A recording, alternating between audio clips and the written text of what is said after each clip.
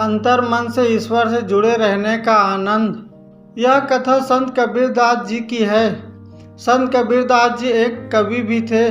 वह अंतर मन से सदैव ईश्वर से जुड़े रहते थे और आनंद में रहते थे।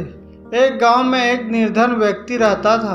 वह अपनी निर्धनता से ग्रस्त होकर बहुत दुखी रहता था। वह सदैव दुख को दूर करने की चिंता में डूबा रहता था। उसने संत कबीरदास जी का बहुत नाम सुना था। संत कबीरदास जी एक महान संत थे तथा उन्होंने अपने मार्गदर्शन से अनेक व्यक्तियों के दुखों को दूर किया था। उस व्यक्ति को लगा कि संत कबीरदास जी के मार्गदर्शन से उसके भी दुख दूर हो जाएंगे। वह अपना दुख उन्हें बताने के लिए उसके पास गया। वहां जाकर उस व्यक्ति ने देखा कि संत कबीरदास जी का घर तथा उनका रहन सहन अत्यंत साधारण था। यह देखकर वह व्यक्ति चकित रह गया। उसे लगा कि इतनी साधारण स्थिति में भी संत कबीरदास जी आनंद में कैसे रहते हैं। संत कबीरदास जी उसके सामने आए। तब कबीरदास जी को वंदन किया और नम्रता से उसने कहा कि महाराज जी, मैं अपनी गरीबी और निर्धनता से बहुत दुखी हूँ। कृपया मेरे दुखों को दूर करने के लिए आप मेरा मार्गदर्शन करें। संत कबीरदास जी ने उस व्यक्ति को अपने साथ आने के लिए कहा। उस व्यक्ति को यह समझ नहीं आ रहा था कि मैं तो यहाँ मार्गदर्शन लेने आया हूँ, परंतु कबीरदास जी मुझे घुमाने क्यों ले जा रहे हैं। फिर भी वह उससे कुछ नहीं बोला। वह चुपचाप कबीरदास जी के पीछे चलता रहा। घूमते घूमते संत कबीरदास जी एक कुएं के निकट जाकर रुके। उस कुएं पर कुछ महिलाएं कपड़े धो रही थी तो कुछ महिलाएं मिट्टी के छोटे छोटे घड़ों को पानी से भर रही थी।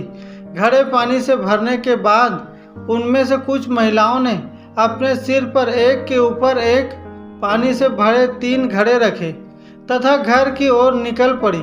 मार्ग में वे आपस में बातें भी कर रही थी। कबीरदास जी ने उस व्यक्ति को यह दृश्य दिखाया और बोले, सिर पर पानी से भरे 3 घड़े होते हुए भी वे महिलाएं कैसे बातें करती जा रही है। उन्हें इस बात का भय नहीं है कि घड़े नीचे गिरकर फूट जाएंगे। तो चलो हम उससे इसका कारण पूछते हैं। संत कबीरदास जी उन महिलाओं के पास पहुँचे और उन्होंने उनसे कहा, बहनों, तुम सिर पर घड़े रखकर इस प्रकार हाथ छोड़कर बातें करते हुए जा रही हो। तुम्हें सिर से घड़े गिरकर फूट जाने का डर नहीं लगता? इस पर एक स्त्री ने हंसते हुए कहा, घड़ा कैसे गिरेगा? हम बातें तो कर रही हैं, परंतु हमारा संपूर्ण ध्यान तो उस घड़ों पर ही बना रहता है। यह कहकर सारी महिलाएं आगे चली गई। यह सुनकर वह व्यक्ति समझ गया कि कबीरदास जी उससे क्या कहना चाहते हैं। बाह्य रूप से हम कुछ भी कर रहे हों, परंतु अंतर मन से हमें ईश्वर से जुड़े रहना चाहिए। जिस प्रकार वे महिलाएं बातें तो कर रही थी, किंतु उनका पूरा ध्यान उसके सिर पर रखे घड़ों की ओर था। निरंतर ईश्वर का नाम लेने से हमारा प्रत्येक कृत्य कार्य ईश्वर की इच्छा के अनुरूप हो रहा है, ऐसे विचार मन में रखना चाहिए। हमारा सारा दुख दूर होकर हमें शांति तथा संतुष्टि मिलेगी।